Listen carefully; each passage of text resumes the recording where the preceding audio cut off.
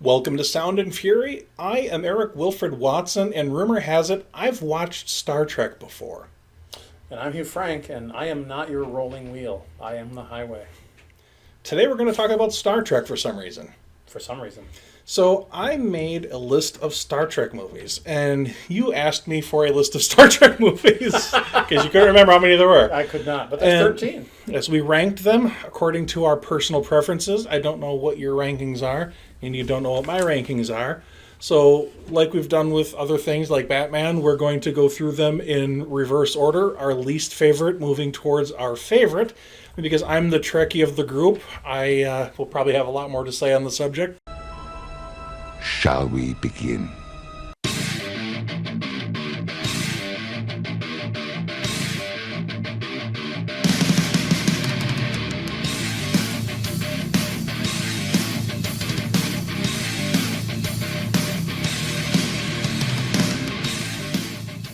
My number 13 pick... Oh, by the way, before I do this, I'm going to kind of explain my ranking system here. First of all, it's just basic personal preference, obviously. But more than that, I'm looking at whether or not the movie adheres to the tagline of the franchise. Space, the final frontier. These are the voyages of the starship Enterprise.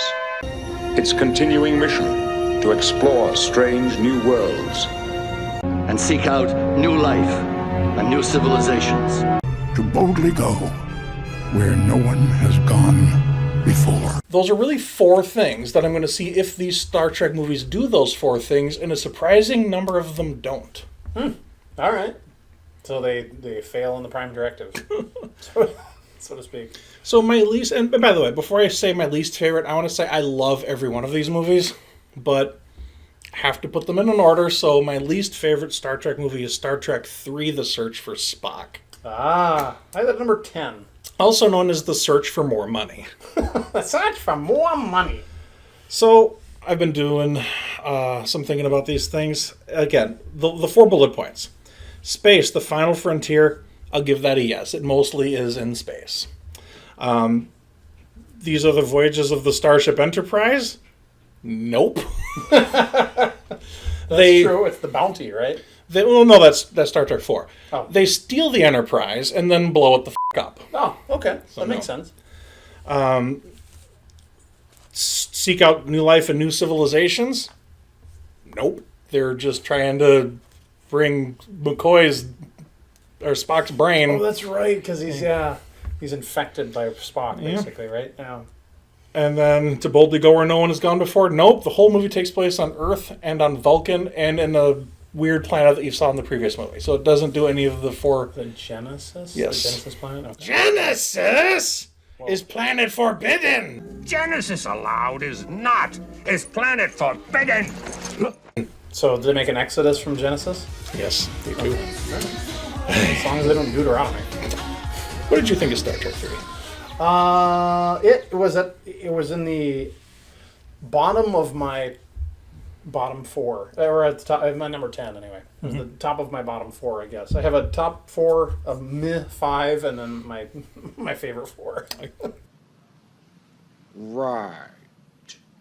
So it was almost in the meh, because I didn't really know where else to put it. Yeah, it didn't really Didn't trip your trigger. It was there. It was interesting. It wasn't. I don't really have any points to say it was particularly bad than others, but very not memorable actually. I felt like it. Nicholas Meyer was asked, I believe, he was asked to return for this movie to direct it, and he refused because he thought it was dumb to kill Spock and then bring him back. It's like, well, I killed Spock. Why are we bringing him back? It kind of undoes the sacrifice. Justice League. And as much as I love the fact that Spock is still there, you get a lot more good stories because he's there, kind of does detract from Wrath of Khan's sacrifice a little bit. He's the only one that ends up surviving. Yeah, and it's superhero syndrome. It's like, does death mean anything when you can unkill a character arbitrarily so easily? Right. Christopher Lloyd was phenomenal as a Klingon. Yeah. Great Scott. Yeah. Giving people time machines. You built a time machine out of a Klingon bird of prey. From cracked glass. I don't know why I had to do that voice, but yeah, I don't know. One other thing I don't like about it is I don't like how they kill Kirk's son in this. It's arbitrarily unpleasant you get a really good moment of William Shatner acting, "You Klingon bastard, you killed my son." But he, like, brushes it off, like, 5 minutes later. My son was murdered. Pff, whatever. At least I got to save Spock. Everything's good now. And Sarek is like, "But what cost? Your son, your ship." It's like, "If I hadn't tried, the cost would have been my soul." No, like, yeah, I hope it's worth it, dick. And it's like, mourn your son a little bit, you know? Yeah. And it just seemed, they set him up in Wrath of Khan, and then just to kill him, and then they don't even, like, show, like, Carol Marcus getting told that her son died. It's just a plot point for the sake of making Kirk sad for 3 seconds. You know? It just doesn't... Yeah. It doesn't work as a plot point for me. It detracts from the movie, but Christopher Lloyd is so good in it, and it's very Star Trekky in a lot of respects. You get to see really up close in a starbase for the first time in a Star Trek movie. You really get to see a little bit of the inner workings of the Federation, which I like on a nerd level, and it moved the Klingons forward a little bit too. This is the first time you see like a modern Klingon with a bumpy forehead, other than 5 seconds in the motion picture. You see Klingon culture a little bit. You see a Targ, which is the Klingon pet. They actually develop more of the Klingon language for this movie, so there's a lot of really good nerd shit in there, but it just doesn't work as a movie as well as literally every other Star Trek movie. Okay. Fair enough.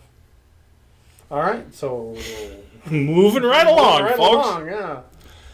My number 12, second least favorite Star Trek movie ever is Star Trek Insurrection. Oh. I have that in the bottom of my meh category. Okay. Yeah. So let's go through it. Space, the Final Frontier. I'll say yes, you don't see Earth the entire movie. Most of the movie's in space. It's ongoing. These are the voyages of the Starship Enterprise. Yes, you have the Enterprise from the beginning all the way through till the end. So I'll give it that. That's good. Right. And it's the E at this point, right? Yes. Okay. Seek out new life and new civilizations? I suppose so. The Federation And then kill them! Federation already knows the Baku exist, but I guess it's a new race, even though they're basically humans in beige, but whatever. Huh. And then Boldigo, where no one has gone before? Not really, because the whole movie takes place somewhere where the Federation already exists. Yeah. All right. A lot of plot contrivances that don't make sense to me. Why did the Federation have to uproot the 500 people when they could have just settled on the other side of the planet and left them alone? No reason to move them at all. There's an episode of The Next Generation. Non-Federation way of dealing with the problem. There's a previous episode of Next Generation where Picard is ordered to transplant a colony of Native Americans, and he's perfectly okay to obey that order, but move these 500 people that aren't even indigenous to the planet, he refuses to do that. Yeah. Where's the moral line there? Why was it okay to move the Native Americans, The but line not must okay be drawn here, this fall, no further. Maybe he just felt bad about the Native American thing, didn't want to make the same mistake twice. I don't know, but it's inconsistent. They should have pitched that as part of the plot. If that was like, I've done this once before. I don't want to. Yeah, and watching these actors are not young. Watching Gates McFadden with a phaser rifle doing action hero stuff just is cringy. Doesn't move the ball forward really at all. If this movie didn't exist, it doesn't really impact the rest of the Star Trek universe at all. It doesn't impact the Star Wars universe at all. Well, I mean, it does set up for Picard. Because Data... No, that's not the movie where Data dies. Data dies in Nemesis. That's Nemesis, okay. Yeah. My biggest problem with the movie is really, the movie just doesn't matter in the grand scheme of Star Trek. Yeah. And it's just, They tried so hard and got so far, but in the end... It didn't really matter. Oh. Nice. Number 11. 11. Star Trek Nemesis. Ah! I have that at 9. That's at the bottom of my meh category. All my meh movies can kind of be switched around. So basically Insurrection and Nemesis are the same to me. I got them confused as to which one was which, to be honest. Space, the Final Frontier. Yes, the whole movie's in space. For the most part. Okay. These are the voyages of the Starship Enterprise. Yes, the Enterprise is there at the beginning and the end of the movie. Ongoing mission to seek out new life and new civilizations? Nope. Go to Romulus, do diplomacy shit. Fine, that's a very Star Trek-y thing to do, but it is definitely not exploration. And then Boldigo, no one's gone before. Nope, the whole movie takes place on Romulus or Earth or somewhere in between, or like some weird planet where they have a shootout for 5 minutes. It doesn't really do any space exploration whatsoever. Okay. Writer of the movie was a Star Trek fanboy, but the director of the movie actively disliked Star Trek and has said so. That's not a good mix. No, so the writer's like putting all these little Easter eggs and fun little Star Trek things in there, and he's more worried about that than creating a good movie. And then the guy who directed the movie was like thinking Geordi's character was an alien, and he just got the characters' names wrong, and just didn't really seem to give a shit about Star Trek. And I think it showed. Gotcha. So he's the Ryan Williams of the Star Trek movies, or Ryan Johnson of the Star Trek movies. The Shinzon plot makes no sense whatsoever. He wants to get Picard so that he can use his blood to himself because he's got some weird cloning disease. Shins on, shins off. Okay, I was wondering what you're doing with that. But no. So if he has to get Picard to live, to like do a DNA transfusion or whatever, why does he have his henchmen try to kill him with the dune buggies earlier in the movie? That makes no sense. He wanted to kill them politely. Let's put weird robot parts on a planet in a contrived way of getting you there. It makes no sense. The plot's idiotic, but Tom Hardy's great. It's another movie that has shit on his face, so you can't really see the actor. He's got Picard makeup on. No, Picard, I want you to die. It's an okay movie. Again, these actors are too old to be action heroes. They need to do something different with the plot if they're going to have a bunch of old people doing it. Yeah. Killing Data seemed like they were trying to copy Spock's death.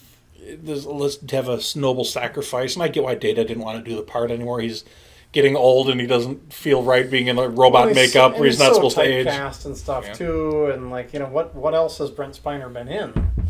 He doesn't. I mean, I guess he was in the Independence Day movies, but it was a decent enough movie, but it could have just been an episode of The Next Generation. It was decent enough. It's a really underutilized story. They could have done so much with like an evil clone of Picard that it just kind of fell flat to me. We cloned him at 1/4 his size. Yes. All right, that's where you at. Number 10. Star Trek V, The Final Frontier. That's at the bottom of my list. That is the worst of all the Star Trek movies for me. It's one of the few movies that hits all of the points, though. Space, The Final Frontier, yes, they even go to a frontier city. Yeah, it's even called The Final Frontier. Yep, yeah. These are the Voyage of the Starship Enterprise. He's in command of the ship the whole time. Now, granted, it's like a skeleton crew. The ship isn't working right, which is kind of annoying. We got a new Enterprise. Why not show us the new Enterprise in all its glory instead of a... but whatever. At least you get the Enterprise. Yeah. Seek out new life and new civilizations. Yes, but kind of only because Cybok told them to. Right. But, they do seek out God. I guess that would be... What does God need with a starship?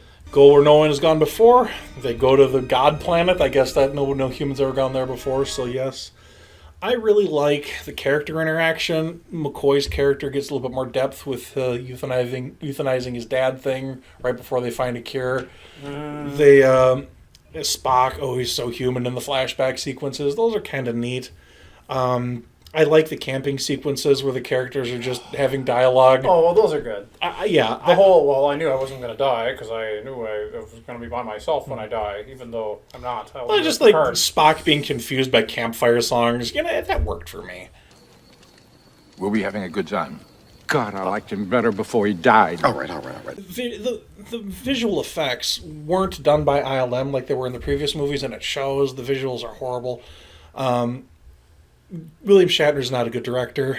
He's about as good of a director as he is. The movie was about him. It really wasn't Star Trekky. It was like Tech War 2.0. Yeah, it has. I bring a lot of goodwill into it because I like the trio camping. It just almost makes the movie for me. But there's so many things about the movie that don't make sense. When you put all these. Like, okay, it's got to be in space, the Final Frontier, and exploring and stuff. But camping, that's why I like it. It's campy. The movie is literally campy. The character moments there, I like. Yeah. McCoy says, we spent all this time in space getting on each other's nerves. What do you do when Shirley comes along? We spend it together. I thought that was a sweet moment. Yeah. And I like the movie for that. They wanted to cast Sean Connery to be Cybok, which is why they refer to the mythical Vulcan heaven as Shakari. Shakari. Sounds like Sean Connery. Sean Connery. Mm-hmm. Gotcha. We named the dog Indiana. But it's a perfectly okay little Star Trek movie. It doesn't really do a whole lot. I wish I would have seen more of the Enterprise A. That's like the Canadian one, right? The Enterprise A? Yeah. It could have been better. If somebody else would have directed it and rewrote the script, it could have been good. It has a cat with 3 boobs dancing on a table. Sure, why not? Okay, I'll go for it. All we need is Luke to milk it.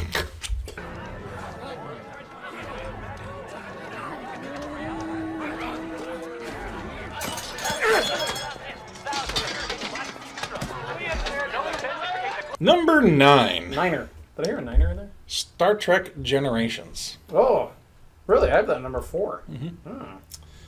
Space, the Final Frontier. Yes, movie takes place nowhere near Earth. Voyage of the Starship Enterprise. Nope, they blow up the damn ship. That is true.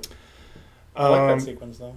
Yeah, but they blow up the ship. No. So it's definitely not the Voyages of the Starship Enterprise if the ship gets destroyed. True. New Life and New Civilizations. Not really. They go to like a scientific observatory. They do some Star Trekky Starfleet mission stuff, but it's not really about exploration.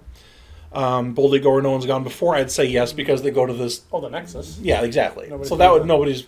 Well, except for all the people that were in the Nexus. Point being, though, it's a new thing that you haven't seen before. Yeah. You do see 2 Enterprises in this one, though. You see the B and the D. The dude from Ferris Bueller makes a really shitty Enterprise captain. He didn't know how to captain a starship. He makes all the wrong decisions so that Kirk can be there to make the right ones, but he doesn't work as he. How the hell did Ben he get? Stein? No, it was like Ferris Bueller's friend that didn't want his car to be. Oh, that's right. Yeah, that was Cameron, or whatever that. Yeah. Well, he's probably trying to drive the starship backwards to get all the miles off at the end, so his dad wouldn't kill him. That's probably what it was. Yeah. I do think that one little thing is so minor, but it irks me more than it really should. In the real world, it takes light about 8 minutes to reach from the sun to the Earth. How many minutes? 8. Presuming that Viridian 3 is approximately the same distance from its sun, Viridian 3 they is- fire a rocket into the sun, which takes like 8 seconds to get there, and then instantaneously the sun goes dark. It would have taken 8 minutes for the light to get from the sun to Viridian 3 for the sun to be visibly dark. Yes. But hey, it's a movie. But that bothers me more than it should. I get it. That delay, though, I don't know how do you put that in a movie, right? What bothers me more is Picard makes the absolute dumbest decision possible when he's like, oh, I can go back to absolutely any time and any place. How about not quite enough time to save the day? There's that. Yeah, that's kind of the Marty McFly thing. Like, I'll give myself 10 minutes. Like, why don't you give yourself an hour and 10 minutes, Marty? Why not a week and a half? You Right, know? Right, yeah. Yeah. But, I get it. and the underutilized Kirk. Kirk comes off as a dick when Picard shows up. He, not interested in hearing that it's not real. Kirk is smarter than that. Yeah. You know, it just doesn't work for me. They kill him for really no reason. They had to have their sad moment where Kirk died. It's just... When the bridge fell on the captain. Yeah. Captain on the bridge on the captain, yeah. Yep. Oh, my. Yeah. I liked it because it did build a bridge, a figurative bridge between the two, the two sets of movies or whatever. You could now move on with I Picard think Star Trek The Next Generation was good enough to stand on its own without tying it to the original series. Star Trek 6 ended the original series really well, or the original series crew really well. They got their right off into the sunset moment. Bringing a few of them back to shoehorn in a new... It just didn't quite work for me, which is why Spock didn't want to come back. He didn't think it was really necessary. Because he was already in The Next Generation. Well, that wasn't why he didn't come back for Generations, but he just didn't feel it was like... And same thing for McCoy. He didn't want to come back either. He just, we already had our send-off. Why are we coming back? Right. And I kind of tend to agree with him on that. I think it should have been better just as a Next Generation movie on its own. Well, isn't that special? Number 8, and this is probably going to surprise you, but that would be the 2009 Star Trek remake. Reboot, sequel, prequel, J.J. Abrams-ified. I have that at number 7, so I'm not far off. Yeah. So let's go through it. Space, the Final Frontier. Nope. The whole movie is on Earth and Vulcan in the 3 minutes in between. See our previous video about that, yeah. Delta Vega, which is in the Vulcan system. So really, no. Yeah. Voyage of the Starship Enterprise, I'll give it a grudging yes, even though you don't see the Enterprise for a good chunk of the movie. It is them getting to the Enterprise, so sure, whatever. Right. Ongoing mission to seek out new life and new civilizations, definitely nope. None of that happens. Buldy Goring and No One's Gone Before, that's also a big no. It doesn't do that at all. Nope. It's a good movie, except for the plot contrivances and the beer vat. Yeah, see our other video. We could really how we ripped that one apart. yeah, we just did a whole thing on that one, so don't really need to reiterate that. But don't worry, kids, I recycle. All right, Star Trek merchandising. Okay.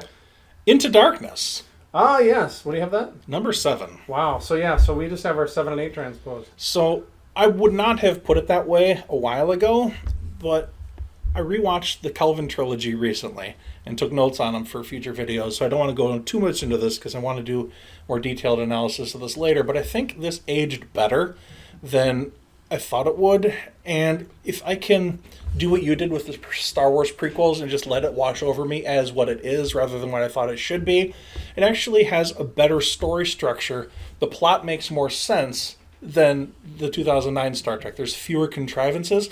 Now, there's storytelling choices I don't like, which I'll go into probably in a future video, but as a whole, it actually makes more of a progression. Kirk has more of an arc. He's cocky, he's arrogant, he learns that he's not always right, and he earns the Enterprise, where in the first movie he's just given it, in this one he earns it more, and I think that works decently. RoboCop is a really good actor. It's fun to watch him be an evil shithead. Is this one with Idris Elba? No, this is the one where RoboCop is the head of Section 31, and Khan is now British. Oh, yeah. Oh, yeah. Yes. This one with Benedict Cumberbatch. Of all the Cumberbatches I've ever seen, Yes. he's the most Benedict. He is from an alternate reality. Doctor Strange. But yeah, it's okay. They're kind of a 9/11 parallel, which I didn't really like. He crashes the ship into San Francisco, knocks over skyscrapers, and it's never addressed again. It's like, oh, that sucked that he did that, and then they move on. Right. You know, that would be a pretty fucking major event. It's just kind of a one-off, oh, he's a bad guy, look, he blew up the buildings. Well, the previous one, they drilled a hole right into the middle of San Francisco, and nobody seemed to address that either, so... Well, they stopped it before it did any harm, other than killing a few fish, I suppose. Yeah. Or maybe the whales that they saved in the voyage home. Different timelines. These timelines are so confusing. But yeah, it's a better movie than I remember it being, we'll say. Okay. Then we get to number 6 on my list, which is